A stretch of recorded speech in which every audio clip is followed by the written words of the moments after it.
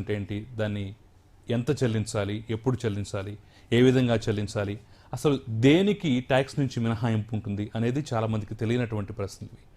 అంతేకాదు ఈ మధ్య జిఎస్టీ వచ్చిన తర్వాత కూడా ఇంకా అసలు జిఎస్టీకి సంబంధించి కూడా చాలా సందేహాలు అలాగే మిగిలిపోయినటువంటి పరిస్థితులు మనం చూస్తున్నాం. సో ఆ సందేహాలన్నిటికీ సమాధానం ఇచ్చేందుకే ఈరోజు ట్యాక్స్ జీనియస్ ప్రోగ్రామ్ చేస్తున్నాం. ఈ ట్యాక్స్ జీనియస్ కార్యక్రమంలో ముఖ్యంగా ట్యాక్స్లకు సంబంధించినటువంటి అనేక అంశాలు కూడా, దానికి సంబంధించిన అనేక సందేహాలు కూడా నివృత్తి చేసే ప్రయత్నం చేస్తున్నాం. ఇక ఈరోజు మన ట్యాక్స్ జీనియస్ కార్యక్రమంలో స్టూడియోలో ఉన్నారు ట్యాక్స్ జీనియస్ అధినేత జేవి సోమసుందరం గారు. మరి వారిని అడిగి చాలా విషయాలు తెలుసుకుందాం. ముఖ్యంగా ట్యాక్స్లకు సంబంధించినటువంటి అనేక సందేహాలు కూడా తీర్చుకునే ప్రయత్నం చేద్దాం. అలాగే మీకేదైనా, చూస్తున్నటువంటి ప్రేక్షకులకు ఏదైనా సందేహాలు ఉన్నా కానీ మీరు కాల్ చేసి మీ ప్రశ్న అడగొచ్చు, మీ సందేహాలు కూడా తీర్చుకునే ప్రయత్నం చేయొచ్చు. రైట్. నమస్తే సోమసుందరం గారు. ముఖ్యంగా మొదటగా అసలు ట్యాక్స్ జీనియస్ ఎల్ఎల్పి అనేది మీరు ఎప్పుడు ప్రారంభించారు, ఏమిటి అసలు దాని లక్ష్యం ఏమిటది? యాక్చువల్గా ట్యాక్స్ జీనియస్ ఎల్ఎల్పి అనేది 2015 సంవత్సరంలో మేము ప్రారంభించాం. యాక్చువల్గా ఏంటంటే ఒక సిటిజన్ ఎవరైనా రిటర్న్స్ ఫైల్ చేయాలన్నా, మాలాంటి చార్టెడ్ అకౌంటెంట్స్ కానీ, ఇన్కమ్ ట్యాక్స్ ప్రాక్టీషనర్స్ కానీ ఎక్కడ ఉంటారంటే ఒక 500 మంది 1000 మంది క్లయింట్స్ ఉన్న ఏరియాలో ఉంటారు. ఒక రిమోట్ ఏరియాలో కానీ, ఒక విలేజ్లో కానీ రిటర్న్స్ అవసరం ఉంటుంది సిటిజన్స్కి. కానీ అక్కడ ప్రొఫెషనల్స్ ఉండరు, ఎందుకంటే అక్కడ అంత పెద్ద బిజినెస్ ఉండదు.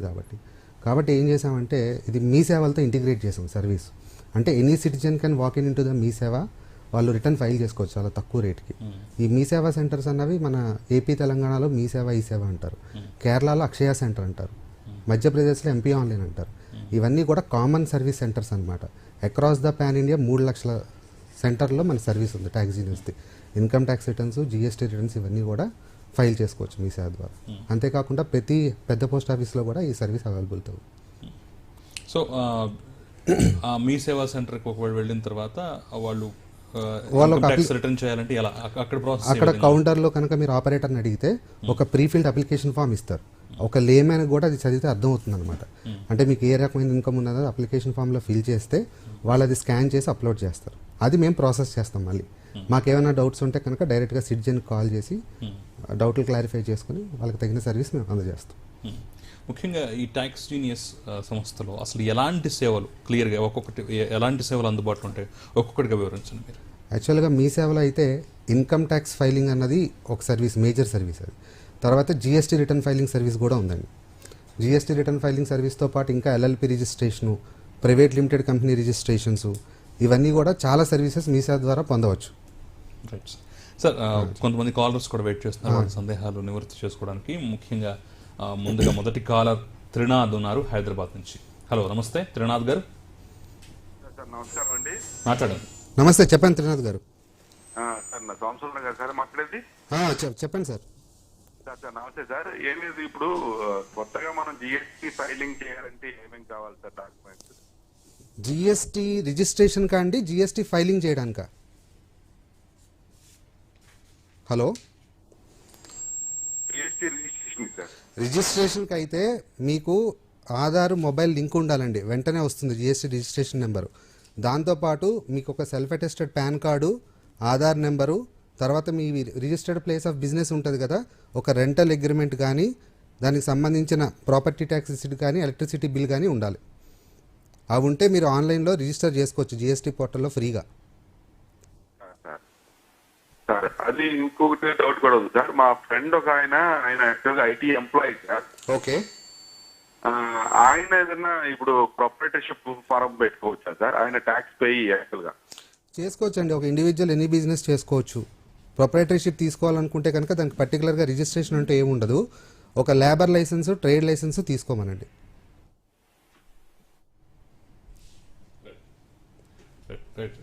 సోమసుందరం గారు, ముఖ్యంగా మీ ప్లాట్ఫామ్ ద్వారా ఇంకా ఏమేమి సేవలు అందిస్తారు? అంటే ఓన్లీ ట్యాక్స్లకు సంబంధించిన మిగతా సేవలు? టాక్సేషన్ అంటే యాక్చువల్గా నేను పర్టికులర్గా ఇన్కమ్ ట్యాక్స్, జిఎస్టీ చూస్తానండి. మేము ఇద్దరం పార్ట్నర్స్ ఉన్నాం ట్యాక్స్ జీనియస్ ఎల్ఎల్పిలో. చైతన్య మాకు ఇంకొక అనదర్ పార్ట్నర్ ఉన్నారు, ఎస్ఆర్ నగర్లో ఉంటారు అతను. వీళ్ళు ఎనీ స్టాటరీ కంప్లైంట్స్, ఇండియాలో ఏ స్టాటరీ కంప్లైంట్స్ ఉన్నా మేము చేస్తాం. ఎందుకంటే ఇప్పుడు కాలర్ అడిగినట్లుగా ఒకవేళ వాళ్ళకి సందేహాలు ఉంటే, ఒకవేళ జిఎస్టీకి సంబంధించిన రిజిస్ట్రేషన్ కానివ్వండి, మిగతా విషయాలు కానివ్వండి, ఏదున్నా చేసుకోలేని వాళ్ళు మిమ్మల్ని ఆశ్రయిస్తే మీరు ఆ కార్యక్రమాలు కూడా తప్పకుండా చేసి పెడతాం. Right sir. ఎస్, ఈ ఆలోచన అసలు మీకు ఎలా వచ్చింది? యాక్చువల్గా ఏం లేదండి, ఇదే మెయిన్ ఏంటంటే ఎక్కువ మంది ప్రజలకు సర్వీస్ని తక్కువ రేట్లో అందుబాటుకి తీసుకెళ్లాలని. ఎందుకంటే చార్టర్డ్ అకౌంటెంట్స్ అనేది ఇప్పుడు మెయిన్ అయినా ఒక ప్రాక్టీషనర్ ఎవరైనా కూడా ఒక 1000 మంది క్లయింట్స్ ఉన్న చోట తప్ప మేము ఆఫీస్ ఎస్టాబ్లిష్ చేయలేం. ఒక బల్క్లో చేయాలంటే మనకి ఎన్ని సెంటర్లు ఎస్టాబ్లిష్ చేయాలన్నా కూడా అంత పెట్టుబడి కూడా పెట్టలేం స్టార్టప్ కంపెనీస్. కాబట్టి ఏంటంటే మీ సేవల ద్వారా ఈ సర్వీస్ ఇవ్వచ్చు అని చెప్పి మాకు ఒక అవగాహన వచ్చింది. అప్పుడు మేము సిఎస్సిని అప్రోచ్ అయ్యాం. ఇట్స్ డిజిటల్ సేవ పోర్టల్, సెంట్రల్ గవర్నమెంట్ అనమాట అది. సో వాళ్ళు అవకాశం ఇచ్చారు. లాస్ట్ 7 years నుంచి నడుస్తుంది సర్వీస్ సిఎస్సిస్లో. ఇప్పటి వరకు మేము ఒక 2 లక్షల రిటర్న్స్ పైన ఫైల్ చేసాం across the pan India. Right, ఒక రికార్డుగా చెప్పుకోవచ్చు. రికార్డ్గా చెప్పుకోవచ్చు. రైట్, మరొక కాలర్ వెయిట్ చేస్తున్నారు సార్. రాజు ఉన్నారు. రాజు గారు నమస్తే, మాట్లాడండి. హలో రాజు గారు చెప్పండి, ఎక్కడి నుంచి ఫోన్ చేస్తున్నారు? చెప్పండి రాజు గారు. Sir, this is like I have two queries on income tax. So can you please very clarify me the doubt I got? Yes, please, you can ask. Yeah, the first one is I have some bank deposits in India and I'm nearly 1.8 lakh interest. Okay. Okay. And now the bank is deducting TDS.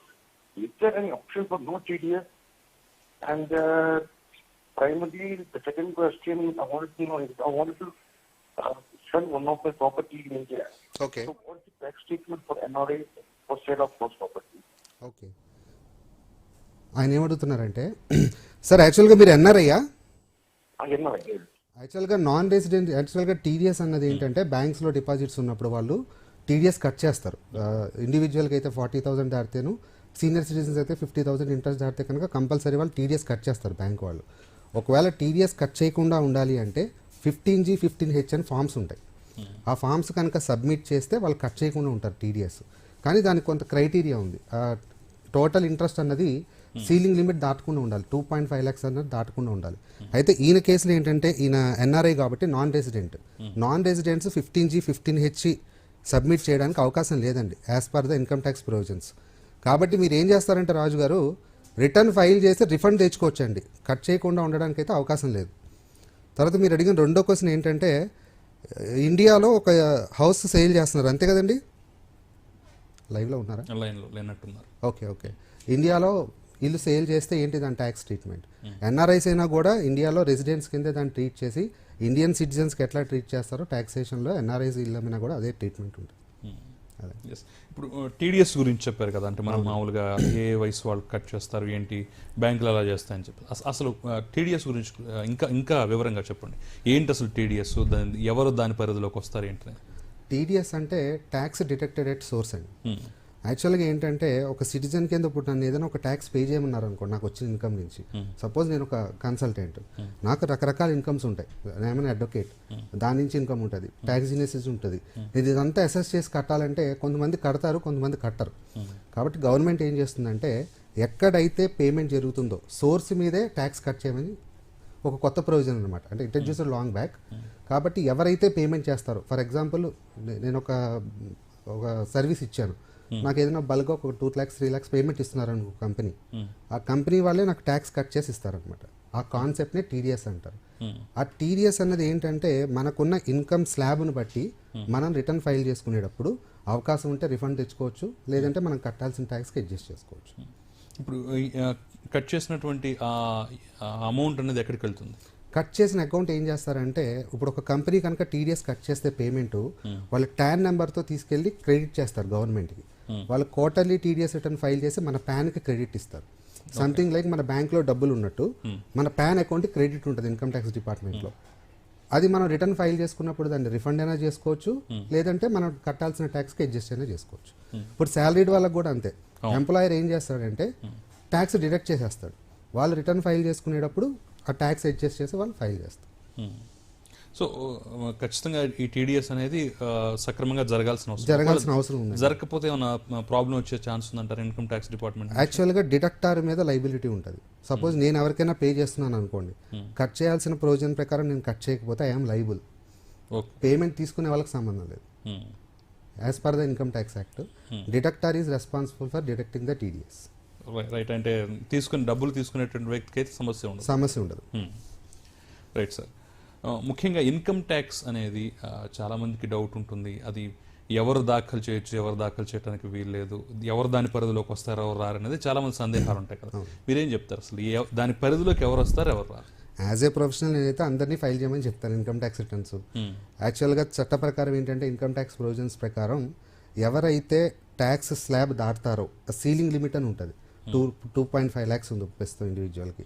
అది దాటిన ప్రతి వాళ్ళు చట్ట ప్రకారం income tax return file చేయాలి. అది కాకుండా ఏంటంటే ఎవరికైనా సరే ఎలక్ట్రిసిటీ బిల్ సంవత్సరానికి 1 లక్ష రూపాయలు దాటినా, తర్వాత ఎవరైనా ఫారెన్ ట్రావెల్ ఒక 2 lakhs పైన ఖర్చు పెట్టినా, కరెంట్ అకౌంట్లో కానీ సేవింగ్స్ అకౌంట్లో కానీ అన్ని బ్యాంక్ అకౌంట్లు కలిపి ఒక 1 crore దాటి క్యాష్ డిపాజిట్స్ ఏమైనా చేసినా తప్పనిసరిగా వారు రిటర్న్ ఫైల్ చేయాలి. ఇంతే కాకుండా ఎవరైనా ఎగ్జామ్షన్స్ క్లెయిమ్ చేసినా, ఏటీసీ కానీ ఎల్ఐసి ఇవన్నీ క్లెయిమ్ చేస్తారు రిటర్న్ ఫైల్ చేసేటప్పుడు. ఇలాంటి ఎగ్జామ్షన్స్ క్లెయిమ్ చేసుకునే వాళ్ళు కూడా కంపల్సరీ రిటర్న్ ఫైల్ చేయాలి.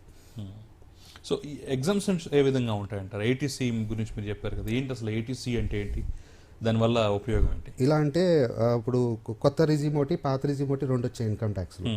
కొత్త రిజిమ్లో ఏంటంటే అసలు ఎగ్జామ్షన్స్ ఏమి ఉండవు, డిడక్షన్స్ స్ట్రైట్ అవే మీకున్న ఇన్కమ్కి ట్యాక్స్ లోయర్ రేట్లో ఉంటుంది.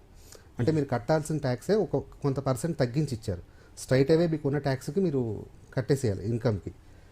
పాత రిజిమ్ కనుక సెలెక్ట్ చేసుకుంటే ఈ ఏటీసీ ఇవన్నీ పాయింట్లోకి వస్తాయి, డిడక్షన్స్ ఇవన్నీ కూడా క్లెయిమ్ చేసుకోవచ్చు. ఏటీసీ అంటే ఏంటంటే ఎవరైనా కనుక ఒక ఆర్థిక సంవత్సరంలో వాళ్ళ ఇన్కంలోంచి పిల్లల స్కూల్ ఫీజు కానీ, ఎల్ఐసి పాలసీస్ కానీ, fixed deposits more than 5 years కానీ ఇవన్నీ చేసుకుంటే అప్ టు 1.5 lakhs ఏటీసీ కింద వాళ్ళు టోటల్ ఇన్కమ్ నుంచి డిడక్షన్ పొందొచ్చు. అది తగ్గించిన తర్వాత ట్యాక్స్ క్యాలిక్యులేట్ చేస్తారు. అంటే అది మన చేతుల్లో ఉంటుందా? మన చేతుల్లోనే ఉంటుంది. ఏది సెలెక్ట్ చేసుకోవాలి, ఏది సెలెక్ట్ చేసుకోవాలన్నది మన ఎస్ఎస్సి చేతిలోనే ఉంటుంది, మన ఇష్టం. ముఖ్యంగా ఇన్కమ్ ట్యాక్స్ రిఫండ్ అనేది ఎలా వస్తుందంటారు? యాక్చువల్గా ఇన్కమ్ ట్యాక్స్ రిఫండ్ గురించి చాలా మంది అడుగుతూ ఉంటారు. శాలరీడ్ పర్సన్కి ఇన్కమ్ ట్యాక్స్ రిఫండ్ వస్తుందా రాదా, ఎవరికి వస్తుంది రిఫండ్ అని అడుగుతారు. 99.9% శాలరీడ్ పర్సన్స్కి టీడీఎస్ రిఫండ్ రాదండి. ఎందువల్లంటే ఒక శాలరీడ్ పర్సన్కి ట్యాక్స్ ఎట్లా అరైవ్ అవుతారంటే అతనికి ఇన్కమ్ ఏముంది, ఎగ్జామ్షన్స్ ఏమున్నాయి, ఇవన్నీ కూడా వాళ్ళ ఎంప్లాయర్కి సబ్మిట్ చేస్తాడు. సబ్మిట్ చేసిన తర్వాత అతను యాక్చువల్గా కట్టాల్సిన ట్యాక్స్ని మాత్రమే వాళ్ళు డిడక్ట్ చేస్తారు టీడీఎస్ కింద. కాబట్టి హార్డ్లీ వచ్చే అవకాశం ఉండదు. అయితే కొన్ని సందర్భాల్లో కొన్ని రిసీట్స్ సబ్మిట్ చేయలేకపోతారు. Suppose interest on housing loan bank నుంచి రాదు స్టేట్మెంట్ గమ్ముని, అలాంటి విషయాలు ఏదైనా సబ్మిట్ చేయకుండా జెన్యూన్ ఉంటే కనుక అవి క్లెయిమ్ చేసుకుని రిటర్న్ ఫైల్ చేసేటప్పుడు రిఫండ్ పొందొచ్చు శాలరీ వాళ్ళు కూడా.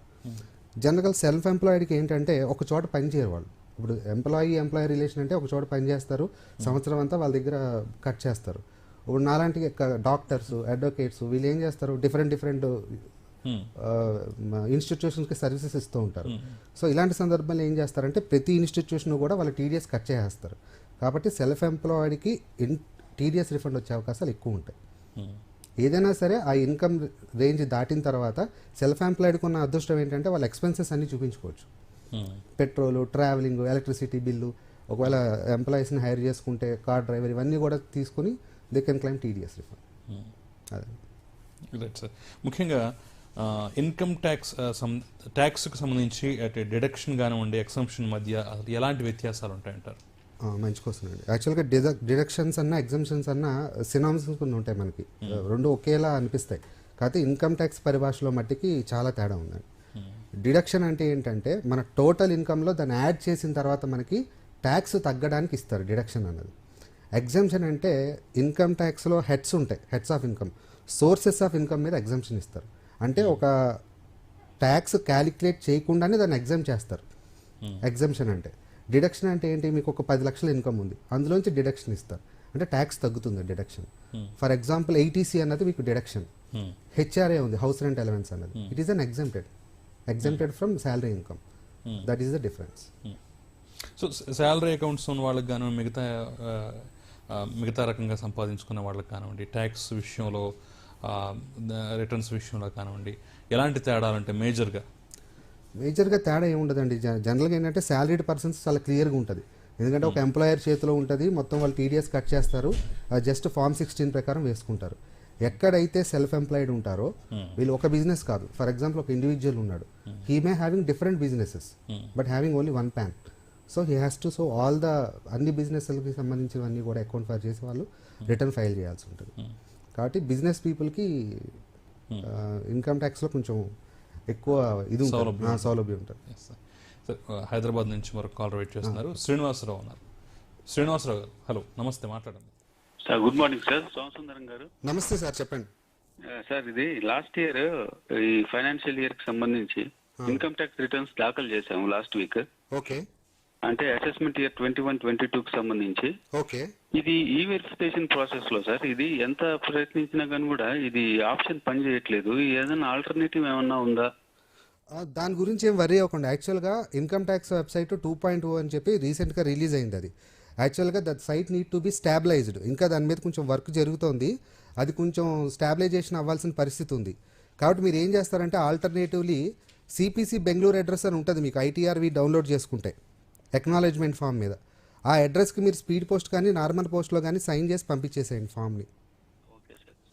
Okay sir, thank you so much sir. Thank you very much. Thank you. Sir ఇప్పుడు మామూలుగా ప్రతి సంవత్సరం ఇన్కమ్ ట్యాక్స్ రిటర్న్స్ దాఖలు చేస్తుంటారు చాలా మంది. సార్ ఏదైనా అనివార్య కారణాల వల్ల కానివ్వండి, ఏదైనా సందర్భంలో ఒక సంవత్సరం ఎప్పుడైనా మిస్ అయింది అనుకోండి, దానికి ఏమైనా ఇబ్బందులు వచ్చేటటువంటి అవకాశం ఉందా? ఆ తర్వాత కొనసాగించుకోవచ్చా, లేదంటే మళ్ళీ ఇంకేదన్నా పరిస్థితులు ఉంటాయి? ఇది చాలా మంచి క్వశ్చన్ అండి. ఎందుకంటే యాక్చువల్గా ఏంటంటే ఎనీ బ్యాంక్ లోన్స్కి ఏదైనా ఒక ఫైనాన్షియల్ ఇన్స్టిట్యూషన్ నుంచి లోన్ తీసుకోవాలంటే కంపల్సరీ లాస్ట్ 3 years ఐటీఆర్స్ అడుగుతారు వాళ్ళు. ఈ లాస్ట్ 3 years ఐటీఆర్స్ అన్నదికి ఎవ్రీ ఇయర్ రిటర్న్ ఫైల్ చేయడానికి ఒక డెడ్ లైన్ అంటూ ఉంటుంది. ఆ డెడ్ లైన్ దాటితే కూడా కొంత అవకాశం ఉంది మనకి. బిలేటెడ్ రిటర్న్ అంటారు, లేట్గా ఫైల్ చేసుకోవచ్చు విత్ నామినల్ పెనాల్టీ 1000 rupees, ఇన్కమ్ స్లాబ్ని బట్టి 1000, 5000 పెనాల్టీతో ఫైల్ చేసుకోవచ్చు. ఒకసారి ఆ అవకాశం, ఆ డెడ్ లైన్ దాటామంటే కనుక మళ్ళీ మనం ఫైల్ చేసే అవకాశం ఉండదండి, అంటిల్ అండ్ అన్లెస్ మనకి ఇన్కమ్ ట్యాక్స్ నుంచి నోటీస్ వస్తే తప్ప. కాబట్టి సకాలంలో రిటర్న్ ఫైల్ చేసుకోవడం అన్నది చాలా సజెస్టబుల్. సో ఈ ఒకవేళ పొరపాటు ఈ సంవత్సరం మిస్ అయినా కానీ నెక్స్ట్ కంటిన్యూ చేసుకోవచ్చు అంటారా? అంటే బిలేటెడ్ రిటర్న్ టైంలో ఫైల్ చేసుకోవాలి. సపోజ్ ఈ ఆర్థిక సంవత్సరానికి మనకు ఇప్పుడు September 30th వరకు టైం ఇచ్చారు అసెస్మెంట్ ఇయర్ 21-22కి. ఒకవేళ 30th September దాటినా కూడా టిల్ 31st March వరకు మనం ఫైల్ చేసుకోవచ్చు విత్ పెనాల్టీ. ఆ 31st March దాటితే ఇంక మనం ఫైల్ చేయాలి. ఇంకా అవకాశం చేయి జారిపోయినట్టు ఆ సంవత్సరానికి. సో ఈ సంవత్సరం అయితే September 30 వరకు ప్రస్తుతానికి ఉంది. అది ఎక్స్టెండ్ అవుతుందని ఎక్స్పెక్టింగ్. ఎందుకంటే ఇంకా ఐటీఆర్ ఫామ్స్ అవి సరిగా రిలీజ్ కాలేదు కాబట్టి అది కూడా గవర్నమెంట్ ఎక్స్టెండ్ చేస్తుందని ఒక ప్రెడిక్షన్. చూద్దాం సార్. సార్ మరొక కాల్ వెయిట్ చేస్తున్నారు. మూర్తి ఉన్నారు హైదరాబాద్ నుంచి. మూర్తి గారు నమస్తే, చెప్పండి, మాట్లాడండి. సార్ నమస్తే సార్. నమస్తే. నమస్తే అండి, చెప్పండి. సార్ నా అగ్రికల్చర్ ల్యాండ్ ఒకటి సేల్ చేశాను సార్ నేను. ఓకే. నాకు అమౌంట్ వచ్చింది. ఇప్పుడు దాన్ని నేను ఎలా విధంగా ఎట్లా నేను బ్యాంక్ లో ఎంత డిపాజిట్ పెట్టుకోవాలి, నేను ఎంత చెల్లించాలి, దానికి రిటర్న్స్ ఫైల్ చేయాలా, మన అగ్రికల్చర్ ల్యాండ్ సేల్ చేసింది, దానికి ఫార్మాలిటీస్ ఎట్లా ఉంటాయి సార్, నాకు కొద్దిగా ఏమన్నా గైడ్ చేయగలుగుతారా? ఏం పర్వాలేదండి. అగ్రికల్చర్ ల్యాండ్ కనుక రూరల్ ఏరియాలో ఉంటే దానికి సంబంధించి మీకు క్యాపిటల్ గెయిన్స్ అవేమి ఉండవు, ట్యాక్స్ ఫ్రీ. ఒకవేళ అర్బన్ ఏరియాలో కనుక అగ్రికల్చర్ ల్యాండ్ కనుక సేల్ చేస్తే దానికి మనం రిటర్న్స్ ఫైల్ చేయాల్సి ఉంటుంది. దానికి తగ్గ చిన్న క్యాపిటల్ గెయిన్స్ ట్యాక్స్ కట్టాల్సి ఉంటుంది. ఒకవేళ ఈ క్యాపిటల్ గెయిన్స్ ట్యాక్స్ మీరు కట్టలేకపోయినా బ్యాంకులో క్యాపిటల్ గెయిన్స్ డిపాజిట్ స్కీమ్ అని ఒకటి ఉంటుంది. అందులో కనుక మీకు వచ్చిన గెయిన్ డిపాజిట్ చేస్తే మీరు ట్యాక్స్ ఎగ్జంప్షన్ పొందొచ్చు.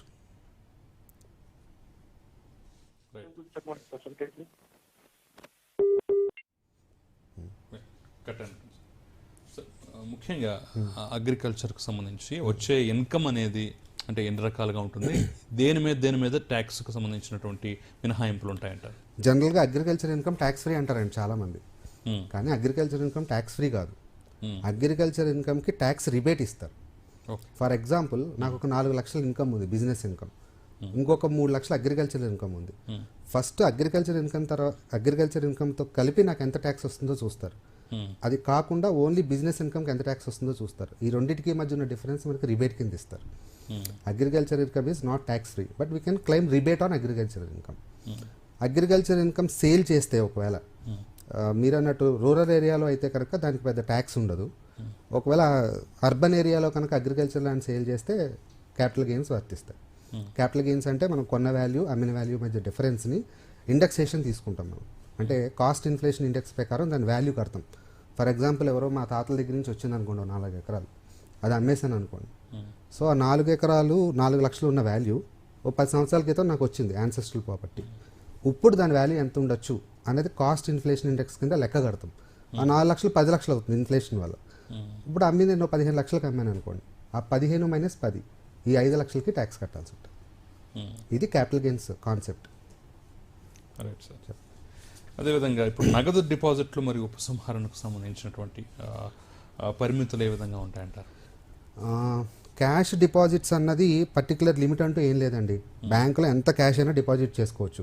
కాకపోతే ఇన్కమ్ ట్యాక్స్ వాళ్ళు అడిగినప్పుడు మట్టికి సోర్సెస్ ఆఫ్ ఫండ్స్కి మనం సమాధానం చెప్పాల్సి ఉంటుంది. పర్టికులర్గా నేను చెప్పేది ఏంటంటే ఎనీ బిజినెస్ ట్రాన్సాక్షన్స్ ఉంటే కరెంట్ అకౌంట్లో చేయమని చెప్తాను. ఎందుకంటే savings account is not meant for business transactions. తర్వాత విత్డ్రాయల్కి వచ్చేసరికి మట్టికి ఇన్కమ్ ట్యాక్స్ చాలా మంచి ప్రొవిజన్స్ ఇంట్రడ్యూస్ చేసింది. ఎందుకంటే బ్లాక్ మనీని అరికట్టడానికి పర్టికులర్గా ఈ ప్రొవిజన్స్ ఏంటంటే ఎవరైనా ఒక 20 లక్షలు దాటి బ్యాంక్ నుంచి కనుక మనీ విత్డ్రా చేశారనుకోండి, వాళ్ళకి అప్ టు 1 crore వరకు 2% టీడీఎస్ కట్ చేస్తుంది బ్యాంక్. ఒకవేళ ₹1,00,00,000 దాటితే కనుక 5% కట్ చేస్తుంది. ఇందులో ఒక ఎగ్జంప్షన్ ఉంది. ఎవరైనా లాస్ట్ 3 years నుంచి కనుక ఇన్కమ్ ట్యాక్స్ రిటర్న్స్ ఇన్ టైంలో ఫైల్ చేసి ఉంటే అప్ టు 1 crore వరకు టీడీఎస్ కట్ చేయరు. అబోవ్ 1 crore అయితే 2% కట్ చేస్తారు. అంటే ఇది ఇంకొక benefit. Income tax returns file చేయడం వల్ల మీకు క్యాష్ విత్డ్రాయల్స్ బ్యాంక్ నుంచి ఉన్నా కూడా టీడీఎస్ కట్ కాదు అప్ టు 1 crore వరకు. ఇది another benefit of filing income tax return. Right sir. మరొక కాల్ వెయిట్ చేస్తున్నారు. మూర్తి ఉన్నారు వనస్థలపురం నుంచి. మూర్తి గారు, హలో మూర్తి గారు. Right sir. ఇప్పుడు జిఎస్టీకి సంబంధించి ఉండేటటువంటి ఇబ్బందులు ఏంటంటారు? అంటే రిజిస్ట్రేషన్ ఎవరు చేసుకోవాలి, అంటే దానికి ఏమైనా లిమిట్స్ ఉంటాయా? ఇంత బిజినెస్ ఉంటేనే దీన్ని ఈ పరిధిలోకి వస్తారు, లేదంటే దాని ఆ లోపల ఉన్న వాళ్ళకి అవసరం లేదు, ఇలాంటివి ఏమన్నా రూల్స్ అండ్ రెగ్యులేషన్స్ ఉంటాయండి. జిఎస్టీ అంటే ఏం లేదు, గూడ్స్ అండ్ సర్వీస్ ట్యాక్స్. యాక్చువల్గా అన్ని ట్యాక్స్ని తీసేసి ఒక 1 నేషన్ 1 ట్యాక్స్ కింద దాన్ని తీసుకొచ్చారు. మంచి కాన్సెప్ట్ అది. అయితే జిఎస్టీని ఎవరు రిజిస్టర్ చేసుకోవాలంటే కనుక ఒక్కొక్క స్టేట్కి ఒక్కొక్క లిమిట్ ఉందండి. అది ఫర్ ఎగ్జాంపుల్ తెలంగాణ తీసుకోండి, 10 lakhs దాటితే మనం జిఎస్టీ రిజిస్ట్రేషన్ మ్యాండేటరీ. అలాగే ఇంటర్ స్టేట్ స్టైల్ కానీ ఈకామర్స్ ట్రాన్సాక్షన్స్ కానీ ఈకామర్స్ పోర్టల్లో కానీ చేస్తే జిఎస్టీ రిజిస్ట్రేషన్ మ్యాండేటరీ. కొన్ని రకాల బిజినెస్లకి అది మ్యాండేటరీ. అలా ఒక్కొక్క స్టేట్కి ఒక్కొక్క లిమిట్ ఉంది. కొన్ని స్టేట్స్లో 20 lakhs ఉంది. 20 lakhs దాటితే కంపల్సరీ జిఎస్టీ రిజిస్ట్రేషన్ తీసుకోవాలి, థ్రెషోల్డ్ లిమిట్. అలాగే కొన్ని స్టేట్స్లో 10 lakhs ఉంది. కాబట్టి జిఎస్టీ రిజిస్ట్రేషన్ అంటే ఎవరైతే ఆ క్రైటీరియా దాటుతారో 10 lakhs బిజినెస్ టర్న్ ఓవర్ వాళ్ళు రిజిస్ట్రేషన్ తప్పనిసరిగా చేసుకోవాలి. అయితే ఇక్కడ ఇంకొక విషయం చెప్పాలండి, ఐటీ రిటర్న్స్కి జిఎస్టీ రిటర్న్స్కి కంపల్సరీ నెక్సెస్ ఉండాలి. ఎందుకంటే చాలామంది వస్తూ ఉంటారు మా దగ్గరికి, అంటే ఎక్కడో రిటర్న్ ఫైల్ చేస్తారు, ఒక 30-40 లక్షలు టర్న్ ఓవర్ తీసుకుని వాళ్ళు రిటర్న్ బ్యాంక్ లోన్ గురించి చేసేస్తారు. అట్లా చేయకూడదండి. ఎందుకంటే జిఎస్టీ వాళ్ళు మళ్ళీ రేపొద్దు నోటీస్ ఇస్తారు, మీరు ఐటీలో 30 లక్షలు టర్న్ ఓవర్ చూపించారు, మా జిఎస్టీ నెంబర్ ఎందుకు తీసుకోలేదు, ఎందుకు జిఎస్టీ కట్టలేదు. కాబట్టి ఎప్పుడు కూడా income tax returns GST returns రెండు కూడా టాలీ కావాలి. Yes sir. ఒకసారి మరొక కాల్ చూద్దాం సార్. అనంతపూర్ నుంచి సూర్యప్రకాష్ గారు మాట్లాడండి. హలో సార్, నమస్కారం. జేవి సోమసుందరం గారు. నమస్తే, చెప్పండి. సార్, నేను ఒక షాప్ కీపర్ అండి. అనంతపురం జిల్లాలో తాడపత్రులు మా కిరాణా జనరల్ స్టోర్స్ నడుపుతున్నాను నేను. చెప్పండి. దీన్ని నేను ముద్రా లోన్ వెళ్ళాలనుకుంటే వీళ్ళు నాకు బ్యాంక్ వాళ్ళు ఐటీ రిటర్న్స్ అని అడుగుతున్నారండి. అవును. ఇవి ఖచ్చితంగా ఐటీ రిటర్న్స్ చేయాలండి మేము? కంపల్సరీ చేయాలండి. మీరు ముద్రా లోన్ కావాలనుకుంటే మీరు సోల్ ప్రొప్రైటర్ కిందకి వస్తారు. మీరు కిరాణా షాప్ కాబట్టి మీరు ఒక ఎంఎస్ఎంఈ సర్టిఫికేట్ రిజిస్ట్రేషన్ చేసుకోండి. ఎంఎస్ఎంఈ రిజిస్ట్రేషన్ చేసుకుని లాస్ట్ 3 years కనుక మీకు ఐటీ ట్రాక్ ఉంటే తప్పకుండా ముద్రా లోన్ వచ్చే అవకాశం ఉంటుందండి. 100% ఉంటుంది. Right sir. మరొక కాల్ చూద్దాం. సురేష్ ఉన్నారు. సురేష్ గారు మాట్లాడండి. హలో హలో సార్, నా పేరు సురేష్ అండి, వనస్థలిపురం డాక్యుమెంట్ రైటర్ని. నమస్తే సురేష్ గారు, చెప్పండి. సార్, ఏం లేదు సార్, మేము డాక్యుమెంట్స్ ప్రిపరేషన్ లో ఉంటాము, చలాన్స్ కట్టేది ఉంటుంది మాకు బాధ్యత. ఓకే. అయితే నెట్ బ్యాంకింగ్ ద్వారా అయితే ఈజీగా మాకు సౌకర్యంగా ఉంటుంది. ఓకే. కస్టమర్లు వాళ్ళకి నెట్ బ్యాంకింగ్ ఎట్లా చేయాలో తెలియదు, అందుకని మేము వాళ్ళ దగ్గర నుంచి క్యాష్ ఇస్తుంటారు వాళ్ళు, మేము మా కరెంట్ అకౌంట్ వేసుకొని పే చేస్తా ఉంటాం చలాన్స్. ఓకే. అయితే గవర్నమెంట్ కి పే చేస్తాము అదంతా కూడా. అయితే మాకు ఫ్యూచర్ లో ఏదైనా ఆబ్లిగేషన్స్ వస్తాయా ఐటీ రిటర్న్స్ ద్వారా? మీరు సేవింగ్స్ అకౌంట్ ద్వారా చేస్తారా, కరెంట్ అకౌంట్ ద్వారా చేస్తారా ట్రాన్సాక్షన్స్? కరెంట్ అకౌంట్ ద్వారా అండి. అయితే ఇది డిబేటబుల్ ఇష్యూ అండి. యాక్చువల్గా ఏంటంటే ఎవరి బ్యాంక్ ట్రాన్సాక్షన్స్ వాళ్ళు చేయాలి, సిటిజన్స్. అయితే మీరు రిజిస్ట్రేషన్ శాఖలో డాక్యుమెంట్ రైటర్ అంటున్నారు కాబట్టి ఇది మీకు అన్అవాయిడబుల్ సిచ్యువేషన్. కాబట్టి ఒక డిక్లరేషన్ తీసుకోండి. ప్రతి అప్లికెంట్ దగ్గర మీరు ఒక చిన్న డిక్లరేషన్ తీసుకోండి. ఏమని ఫలానా amount kindly remit on behalf of me to the registration department అని వాళ్ళ పాన్ నెంబర్ అది తీసుకుని ఒక సైన్ తీసుకోండి. ఫ్యూచర్లో ఎప్పుడైనా నోటీస్ వస్తే అది మనం డిఫెండ్ చేసుకోవడానికి ఉపయోగపడుతుంది. Okay sir. అంటే ఏ ఫ్యూచర్ ఆబ్లిగేషన్స్ ఉందో వేరేగా ఉండవని కాదు, ఉండొచ్చు, డిబేటబుల్ ఇష్యూ, అదే చెప్తున్నాను. యాక్ట్ ప్రకారం అయితే చేయకూడదు. కాకపోతే ఏంటంటే ఒక డిక్లరేషన్ లాంటిది తీసుకుంటే మీరు రేపొద్దున ఏదైనా నోటీస్ వచ్చినా ఈ ట్రాన్సాక్షన్స్ అన్ని నావి కావు, సిటిజన్స్వి, sources of funds are from public and destination is government, very క్లియర్గా ఉందని చెప్పి మీకు ఒక డిఫెన్స్ ఉంటుంది. ఒక డిక్లరేషన్ తీసుకుంటే అందరి పాన్ కార్డ్ జిరాక్స్ ఆ డిక్లరేషన్ ఫైల్ చేసి పెట్టుకోండి మీరు. Right sir. ముఖ్యంగా ట్యాక్స్కి సంబంధించి అంటే జిఎస్టీకి సంబంధించి కానివ్వండి, దీనికి ఇన్కమ్ ట్యాక్స్కి సంబంధించి కానివ్వండి, ప్రధానంగా మీ దగ్గరకు వచ్చేవాళ్ళు ఎలాంటి పరిస్థితుల్లో వస్తుంటారు, ఎలాంటి సందేహాలతో వస్తుంటారు? Maximum income tax returns file చేసే వాళ్ళందరూ బ్యాంక్ లోన్స్ నుంచి వస్తారండి ఫస్ట్. తర్వాత ఏంటంటే ఫస్ట్ వీసా ప్రాసెసింగ్ ఉంటుంది, వాళ్ళ పిల్లలు వెళ్తూ ఉంటారు, అప్పటి వరకు ఫైల్ చేయరు. సడన్ గా వాళ్ళ పిల్లలు ఏదో ఫారెన్ పంపించాలి, మాకు 2 years రిటర్న్స్ కావాలని వస్తూ ఉంటారు. తర్వాత ఏంటంటే రిఫండ్స్ గురించి వస్తారు. చాలా మంది కన్సల్టెంట్స్ ఉంటారు సాఫ్ట్వేర్ కంపెనీల్లో, వాళ్ళకి శాలరీ కింద ట్రీట్ చేయరు వాళ్ళని, కన్సల్టెంట్స్ అని చెప్పి టీడీఎస్ కట్ చేస్తారు. అంటే యాక్చువల్గా 5 lakhs వరకు ట్యాక్స్ కట్ చేయక్కర్లేదు, సీలింగ్ లిమిట్ను రిబేట్ అది వస్తుంది. కానీ ఏంటంటే కన్సల్టెంట్ కింద ట్రీట్ చేస్తే 194J కింద 10% టీడీఎస్ కట్ చేసేస్తారు 30,000 దాటితే పేమెంట్. కాబట్టి ఒక సంవత్సరానికి ఒక 2 లక్షలు 3 లక్షల జీతం వచ్చినా 10% 30,000 టీడీఎస్ కట్ అయిపోతుంది. అలాంటి వాళ్ళందరూ ఎక్కువ ఉంటారు రిఫండ్ గురించి. అవి జెన్యూన్ కేసెస్ అనమాట అవన్నీ. సో తర్వాత వీళ్ళు కూడా వస్తారండి. క్యాష్ ఈ మధ్య బ్లాక్ మానిటైజేషన్ అయినప్పుడు చాలా మంది బ్యాంక్స్లో క్యాష్ డిపాజిట్ చేసి ఎక్స్చేంజ్ చేసుకున్నారు. ఇలాంటి వాళ్ళందరికీ కూడా నోటీసులు వస్తాయి, వాళ్ళు కూడా వస్తారు.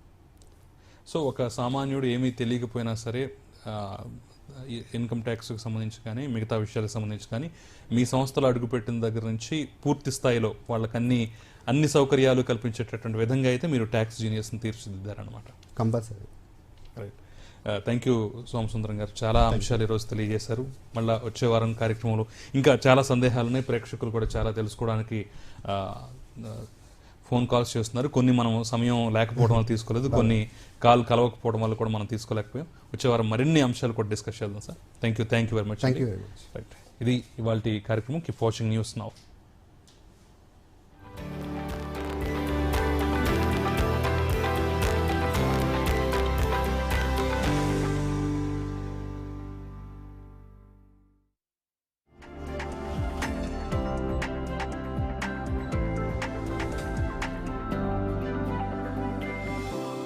రాష్ట్ర స్థాయిలో ప్రాధాన్యత కలిగిన ఖమ్మం వ్యవసాయ మార్కెట్ నూతన పాలకవర్గ ప్రమాణ స్వీకార మహోత్సవం శ్రీ పువ్వాడ అజయ్ కుమార్ గారి ఆశీస్సులతో ఖమ్మం మార్కెట్ కమిటీ చరిత్రలో